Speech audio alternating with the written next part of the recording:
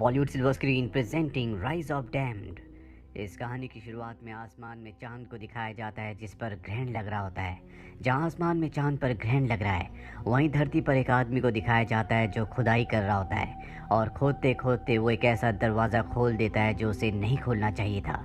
ये नर्क का दरवाज़ा है जहां वो आत्माएं हैं जिन्हें सज़ा के तौर पर नर्क में भेज दिया गया था, लेकिन नर्क का दरवाज़ा खुलने की वजह से ये सभी आत्माएं अब यहाँ से बाहर निकल सकती हैं। अब वो आदमी जिसने नर्क का दरवाज़ा खोला था वो उस गड्ढे के अंदर देखता है जहाँ पर लावा ही लावा होता है और तभी एक शक्तिशाली आत्मा उसके शरीर के अंदर प्रवेश कर जाती है और उसे अपने काबू में कर लेती है। उसका पूरा शरीर हवा में उड़ना शुरू हो जाता है। इस घटना के 1 महीने बाद हमें एक शहर के शेरिफ को दिखाया जाता है जो रेलवे स्टेशन पर अपनी बेटी को लेने गया होता है। उसकी बेटी के साथ उसका फ्रेंड भी होता है और जब वो अपनी बेटी से मिलता है तभी यहाँ पर कुछ लुटेरे हमला कर देते हैं। शेरिफ उनके ऊपर हमला करता है, वो भी शेरिफ के ऊपर गोलियां चलाते हैं। शेरिफ को एक गोली लग जाती है जिससे उसकी मृत्यु हो जाती है। मृत्यु के बाद वो RIPD डिपार्टमेंट में जाता है, यानी कि उसकी आत्मा रेस्ट इन पीस डिपार्टमेंट में जाती है जो कि स्वर्ग है, यानी कि हेवन।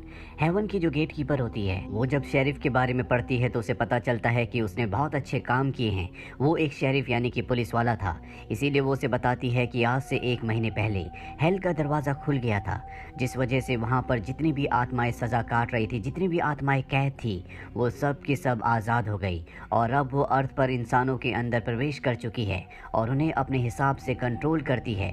तुम्हें उन सब को पकड़कर वापस हेल में डालना होगा। शेरिफ ये बात सुनकर खुश हो जाता है कि उसे एक बार फिर से अर्थ पर जाना है। दरअसल वो अपनी बेटी से मिलना चाहता है, इसीलिए कॉन्ट्रैक्ट पर साइन करने के लिए, इस काम को करने के लिए मान जाता है। वो कॉन्ट्रैक्ट को नहीं पढ़ता और साइन कर देता है, जिसके बाद उसे गेट कीपर एक गन देती है और कहती है कि जिस भी आत्मा के ऊपर तुम इस गन को चलाओगे वो आत्मा वापस अपने आप ही हेल में चली जाएगी।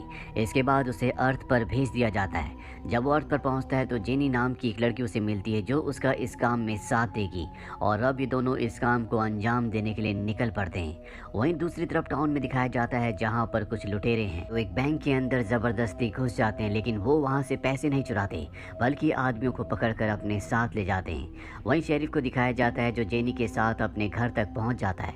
वो अपनी बेटी को देखता है लेकिन जेनी उसे उसकी बेटी के पास जाने से मना कर देती है। वो कहती है कि तुम्हारी बेटी तुम्हें नहीं पहचानेगी। शेरिफ को ये बात समझ में नहीं आती कि उसकी बेटी उसे क्यों नहीं पहचानेगी। जिसके बाद जेनी उसे एक मिरर देती है और जब वो मिरर में अपना चेहरा देखता है तो उसकी शक्ल पूरी तरह से बदल चुकी होती है। दरअसल वो एक लड़की होता है। हालांकि ये दोनों एक दूसरे को अपने असली रूप में देख सकते हैं, लेकिन दुनिया को ये दोनों के दोनों लड़कियों के यानी कि अलग अलग चेहरों के रूप में दिखेंगे क्योंकि दुनिया की नज़रों में इनकी मृत्यु हो चुकी है और अगर ये अपने असली रूप में दिखे तो दुनिया वाले इन्हें देखकर डर जाएंगे। दुनिया में कई सारे सवाल खड़े हो जाएंगे और अब शेरिफ को समझ में आ चुका है कि वो अपनी बेटी के पास गया भी तो उसकी बेटी उसे नहीं पहचानेगी, उसकी बातों पर यकीन नहीं करेगी। शेरिफ इसके बाद जेनी के साथ अपनी कब्र पर जाता है जहाँ पर उसे दफनाया गया था। तभी वहाँ पर शेरिफ का दोस्त आता है, लेकिन जब वो इन दोनों को देखता है तो दोनों के दोनों अलग रूप में दिखते हैं। शेरिफ भी उसे लड़की के रूप में देख रहा होता है, यानी कि शेरिफ का दोस्त उसे नहीं पहचान सकता। शेरिफ का दोस्त परेशान होता है। वो इन दोनों को बताता है कि कुछ लोग शहर से लोगों को पकड़कर अपने साथ ले जा रहे हैं और वो मेरे दोस्त की बेटी को भी अपने साथ ले गए हैं। दरअसल वो शेरिफ की बेटी की बात कर रहा होता है। यह सुनकर शेरिफ परेशान हो जाता है और जेनी के साथ अपनी बेटी को बचाने के लिए निकल पड़ता है। इन्हें वो लोग मिल जाते हैं जो सबको पकड़कर अपने साथ ले जा रहे हैं। जेनी उनके सामने जाती है और कहती है कि मेरी बहन पहाड़ी से नीचे गिर गई है, वो बहुत घायल है, उसे मदद की ज़रूरत है। और ये सब के सब लुटेरे हैं, इनके दिल में दया रहम कुछ भी नहीं है, इसीलिए ये उसकी मदद करने से मना कर देते हैं। जेनी कहती है कि अगर तुमने मेरी मदद की तो इसके बदले में तुम्हें अच्छे खासे पैसे दूंगी। वो इन्हें पैसे दिखाती है, जिसके बाद 2 लुटेरे उसकी मदद करने के लिए उसके साथ चल पड़ते हैं जहाँ पर वो देखते हैं कि सच में जेनी की बहन नीचे गिरी हुई है जो जख्मी है। दरअसल ये जेनी की बहन नहीं बल्कि शेरिफ है जो इन लोगों को एक लड़की के रूप में दिख रहा होता है। और जब लुटेरे उसकी तरफ बढ़ते हैं तो ये दोनों के दोनों उनके ऊपर हमला कर देते हैं। उन दोनों को मार कर ये उस जगह पहुंच जाते हैं जहाँ पर बाकी और भी लुटेरे हैं।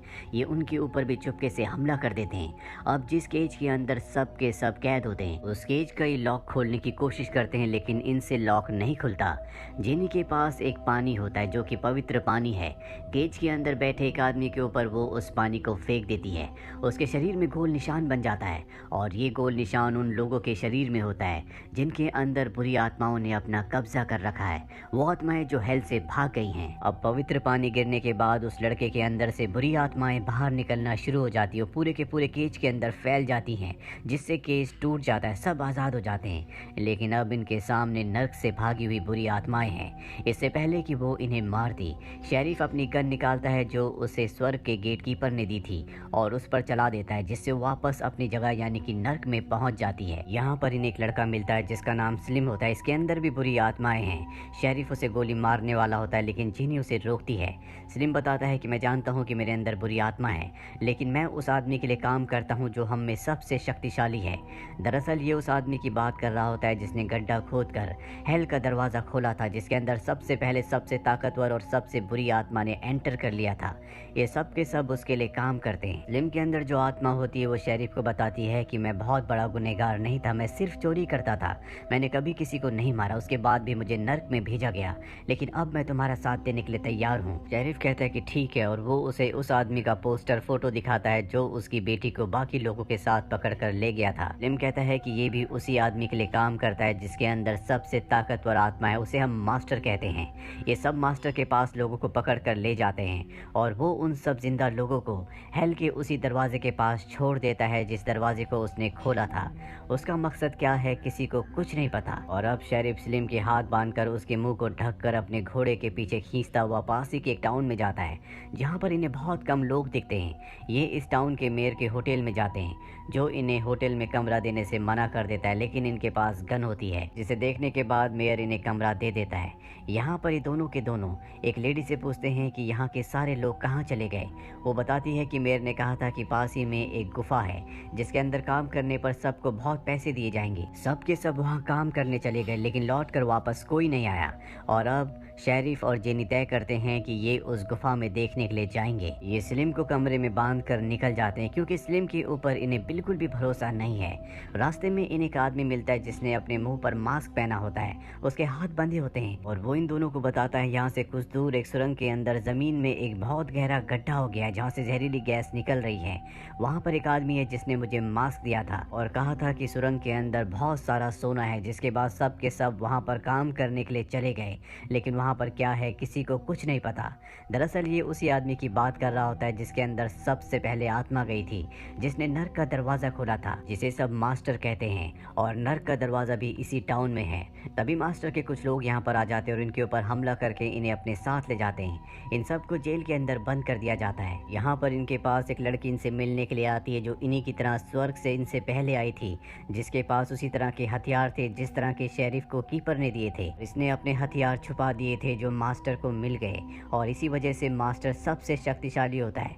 जेनी को इस लड़की पर बहुत गुस्सा आता है। वो लड़की वहाँ से चली जाती है, जिसके बाद जेनी को शेरिफ का पूरा प्लान समझ में आ जाता है। जिस रात को ब्लड मून होगा यानी कि पूरा चांद होगा, उस रात को वो नर्क के दरवाजे को हमेशा के लिए नष्ट कर देगा, जिसके बाद सारी की सारी आत्माएं हमेशा के लिए धरती पर आ जाएंगी और पूरी धरती पर इंसानों के ऊपर अपना कब्जा कर लेंगी।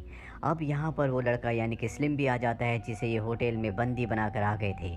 ये इन दोनों को आज़ाद कर देता है। दरअसल इसके ऊपर शेरिफ के कत्ल का इल्ज़ाम होता है। ये इन दोनों को बताता है कि मैं उन लुटेरों के साथ ज़रूर था जिन्होंने शेरिफ के ऊपर गोली चलाई थी, लेकिन वो मेरी गोली से नहीं मरे थे, मैंने कभी किसी को नहीं मारा। दरअसल स्लिम को नहीं पता होता कि उसके सामने जो है वो शेरिफ है, क्योंकि वो उन्हें लड़की के रूप में देख रहा होता है। और अब शेरिफ को और जेनी को उस पर विश्वास हो जाता है। ये तय करते हैं कि इन्हें अब नर्क के अंदर जाना होगा, जहाँ पर उस पवित्र पानी को डालना होगा जो जेनी के पास है। दरअसल वो ईश्वर के आंसू है, लेकिन जेनी अंदर नहीं जाना चाहती क्योंकि अंदर चारों तरफ लावा ही लावा, आग ही आग है और उसे आग से डर लगता है, क्योंकि जब वो इंसान थी तो लोगों ने उसे चुड़ैल समझा था, जिसके बाद उसे आग से मार दिया गया था। वो शेरिफ को आंसू देती है और कहती है कि तुम्हें अंदर जाना होगा ताकि इन आंसुओं को वहाँ पर डालकर तुम नर्क के दरवाजे को बंद कर दो। शेरिफ आंसुओं को पवित्र पानी को लेने से मना कर देता है और जेनी से कहता है कि तुम्हें अपने डर से लड़ना होगा, तुम मेरे साथ चलोगी। जिसके बाद जेनी के अंदर आत्मविश्वास आ जाता है और वो शेरिफ के साथ मुकाबला करने को तैयार हो जाती है। जहाँ पर अंदर जाते हैं जहाँ पर बहुत सारे इंसान हैं जिनके अंदर बुरी आत्माएं हैं जो नर्क से आज़ाद होकर इनके अंदर अपना कब्जा कर चुकी है, लेकिन शेरिफ के पास जो गन होती है उस गन से ये उन लोगों के ऊपर हमला करते हैं जिससे आत्माएं वापस चली जाती हैं। लेकिन मास्टर के जो अंदर आत्मा है वो बहुत ही शक्तिशाली है, इसीलिए वो इनके ऊपर हावी हो रहा होता है। और अब जेन भी वहाँ पर होती है जिसके पास ईश्वर के आंसू है वो उन आंसुओं को नर्क के उस दरवाजे में डाल देती है जहाँ से सारी बुरी आत्माएं निकली हैं। आंसू डलने के बाद वो दरवाज़ा बंद होना शुरू हो जाता है और इंसानों के अंदर जितनी भी बुरी आत्माएं होती हैं वो वापस नर्क में चली जाती है। लेकिन मास्टर अब भी बाहर है। उसके अंदर की जो बुरी आत्मा है वो अपने असली रूप में आ जाती है, जिसके बाद वो इन तीनों के ऊपर हमला कर देती है। बहुत ही ताकतवर है, ये चाहकर भी उसे नहीं हरा सकते। अभी शेरिफ को एक आइडिया आता है। स्वर्ग की कीपर ने जो उसे गन दी होती है उसमें वो ईश्वर के आंसू डालता है और उन आंसू वाली गन से बुलेट से वो उस राक्षस पे यानी कि उस बुरी आत्मा पर हमला करता है जो इन्हें मारना चाहती है। और जैसे ही उसे बुलेट लगती है उस आत्मा का भी खात्मा हो जाता है, वापस नर्क में चली जाती है। अभी तीनों के तीनों वापस टाउन में आते हैं जहाँ पर सब लोग वापस लौट चुके हैं।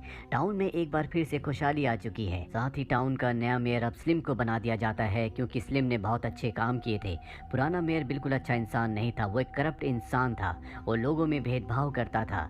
स्लिम के अंदर अब भी वो आत्मा होती है जिसे नर्क भेज दिया गया था क्योंकि उस आत्मा ने स्लिम के अंदर रहकर अच्छे काम किए थे, इसीलिए अब भी वो इस दुनिया में होती है। जेनी उस आत्मा से कहती है कि मैं तुम्हें स्वर्ग में ले जाने की कोशिश करूंगी, लेकिन तब तक तुम्हें इस टाउन में सब लोगों की सेवा करनी होगी, उनकी मदद करनी होगी।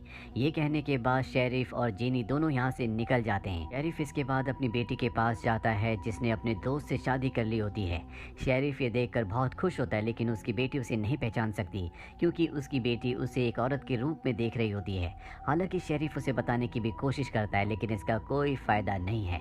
जेनी उसे अपने साथ ले जाती है और अब शेरिफ कहता है कि मैं वापस स्वर्ग में जाकर आराम करूंगा। जेनी कहती है कि शायद तुमने कॉन्ट्रैक्ट को अच्छे से नहीं पढ़ा, अगले 100 सालों तक तुम्हें यहीं धरती पर रहकर लोगों की मदद करनी होगी, RIPD के लिए यानी कि स्वर्ग के लोगों के लिए काम करना होगा, यही तुम्हारा काम है। और इसी के साथ ये फिल्म, ये कहानी यहीं पर ख़त्म हो जाती है। उम्मीद करते हैं कि ये कहानी आपको पसंद आई होगी।